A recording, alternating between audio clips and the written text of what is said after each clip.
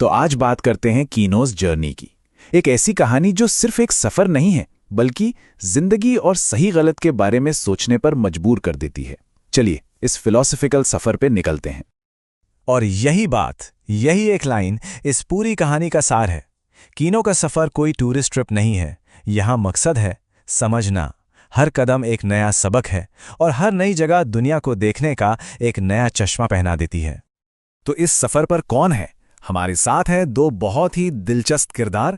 एक है ट्रैवलर कीनो और उनका साथी हर्मीज, जो कि, और ये मजेदार बात है, एक बोलने वाली मोटरसाइकिल है। जी हाँ, एक मोटरसाइकिल जो बातें करती है।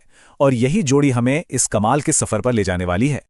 पहला सवाल तो यही उठता है कि आखिर इस सफर का मकसद क्या है? कीनो ये यात्रा कर ही क्यों रही है? चलिए इसी को समझते हैं। देखिए, कीनो का ये सफर, इसे हम समझ के लिए एक यात्रा कह सकते हैं। मतलब लक्ष्य घूमना फिरना नहीं है। असली गोल तो ये है कि हर देश में जाकर वहां के लोगों से मिलकर उनके अनुभवों को डायरेक्ट महसूस किया जाए। कीनो का एक सीधा सादा फलसफा है।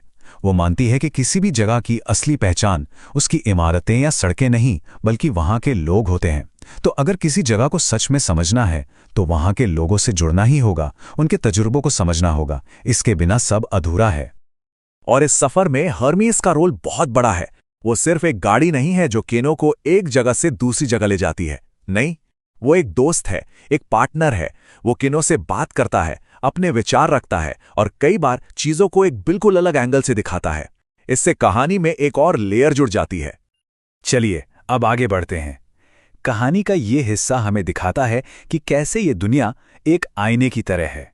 एक ऐसा आईना जिसमें हमें इंसान का स्वभाव, समाज की अच्छाई, बुराई, सब कुछ साफ नजर आता है। कीनो जब भी किसी नए देश में पहुंचती है तो वहां एक पूरा का पूरा समाज मिलता है और हर समाज में अच्छा भी है, बुरा भी है।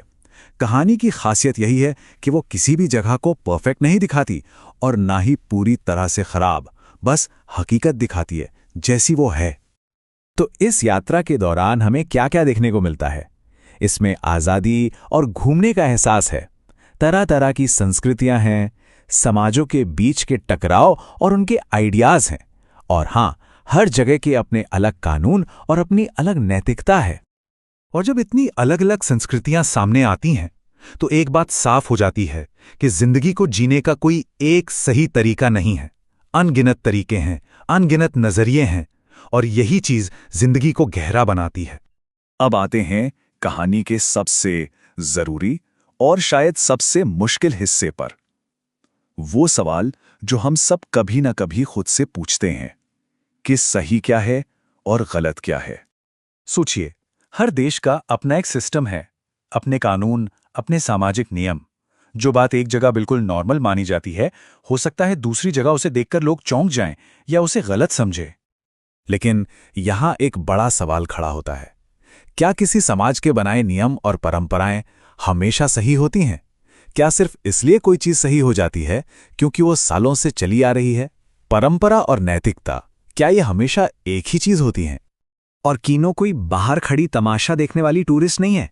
वो अक्सर इन समाजों के अंदरूनी झगड़ों और मुश्किलों के बीच फंस जाती है। और यही वो पल होते हैं जब उसे बहुत कठिन नैतिक सवालों का सामना करना पड़ता है। यहां पर नजरिए का फर्क साफ दिखता है। एक समाज के अंदर रहने वालों के लिए उनके कानून ही न्याय हैं, पर बाहर से देखने वाले को वही कानून अजीब या गलत लग सकते हैं। उनके लिए जो परंपराएं नॉर्मल हैं, वो किसी बाहरी इंसान को कंफ्यूज कर सकती हैं।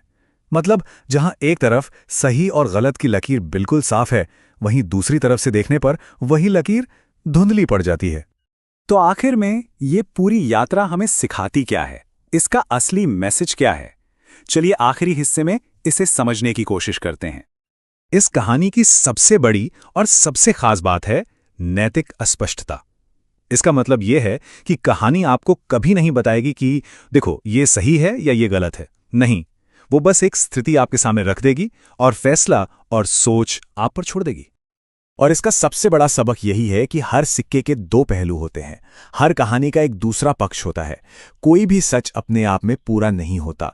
हमेशा एक और नजरिए की गुंजाइश होती है। तो एक नया नजरिया पाने का रास्ता क्या है?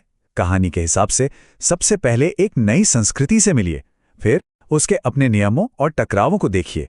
इसके बाद जो चीजें आपको नॉर्मल लगती हैं उन पर सवाल उठाइए, और जब आप ये सब कर लेंगे तब शायद आप दुनिया को कम से कम पूर्वाग्रहों के साथ देख पाएंगे।